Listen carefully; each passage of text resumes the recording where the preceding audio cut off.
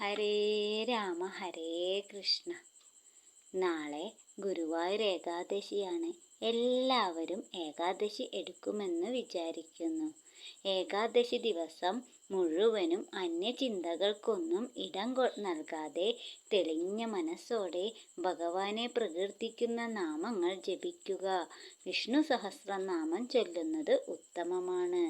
തുളസിക്ക് നനയ്ക്കുക. തുളസിത്തറയ്ക്ക് 3 പ്രദക്ഷിണം വയ്ക്കുക. ഭാഗവതവും നാരായണീയവും ഭഗവത്ഗീത എന്നീ ഗ്രന്ഥങ്ങൾ പാരായണം ചെയ്യുകയോ കേൾക്കുകയോ ചെയ്യുക. ഹരിവാസര സമയം 11-ാം തീയതി 7:09 PM മുതൽ 12-ാം തീയതി 7:09 AM വരെയാണ്. പാരണ സമയം 12-ാം തീയതി 6:28 AM മുതൽ 8:47 AM വരെയാണ്. എല്ലാവർക്കും ഏകാദശി ആശംസകൾ. ഓം നമോ ഭഗവതേ വാസുദേവായ. സർവം കൃഷ്ണാർപ്പണമസ്തു.